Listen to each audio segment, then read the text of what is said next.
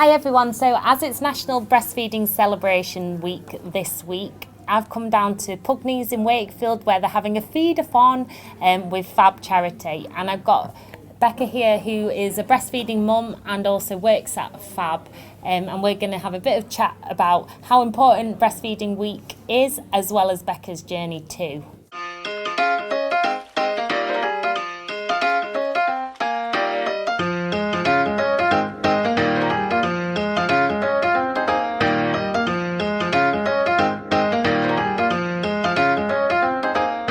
So when did you kind of start out on your breastfeeding journey?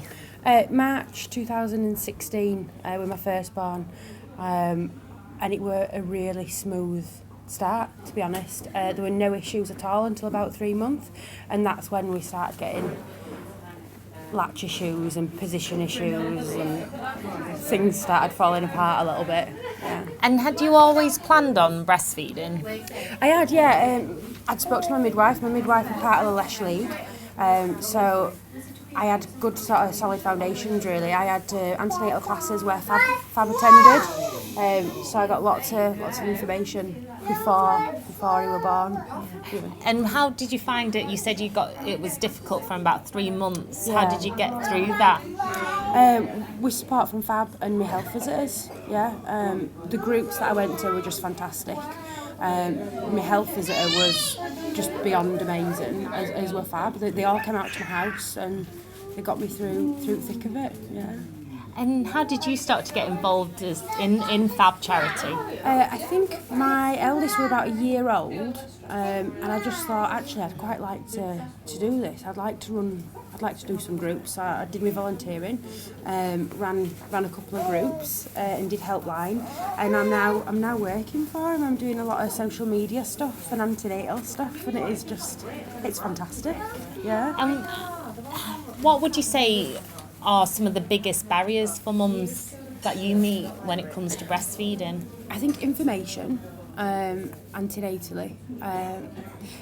When you've got a newborn, there's so many other stuff to think of, you know, it's all so new, so I think you really need that antenatal information so that you're prepared, so you know what's going to be coming, you know when your growth spurts are going to be and what's normal behaviour. Because if you don't know that, you can really doubt yourself then, and nobody really wants doubt when you've got a newborn, you know. You want it to be as set yourself up as easy as possible. Yeah. And the theme this week for Celebration Week is skin to skin.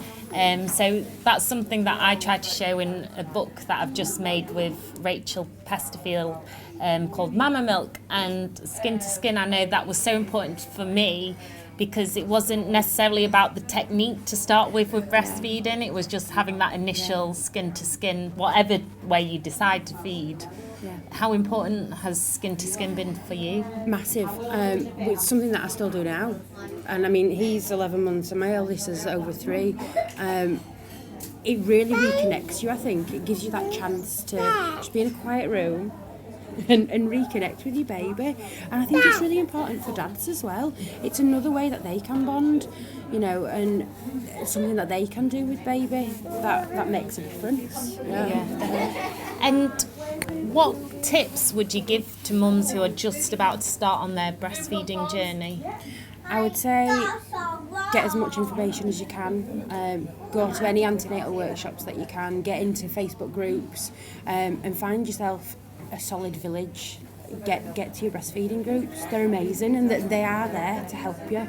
Yeah. And that's something that I found. So we're writing this Mama Milk book, which is a children's book featuring breastfeeding. I did it with an illustrator who actually met at a Bosom Buddies group. Oh, yeah. So we're both breastfeeding, and I'm obviously the journalist and she was an illustrator. So we've known each other years. Yeah. And I think it's not just about the breastfeeding per se, it's being an environment that's comfortable so you can feed in whatever way you want and share that passion and that love for your baby. But it also builds like lifelong friendships and relationships, and because I think it can be really hard breastfeeding because you sometimes feel quite isolated just on your own, you're so demanding that it's just you. And it is, like, if you're in a cluster feeding session and you just sat on the sofa all the time, it's really good to know that there's like 2 other ladies at group who are going through the exact same thing, you know, and you've got something that you share, that you each do.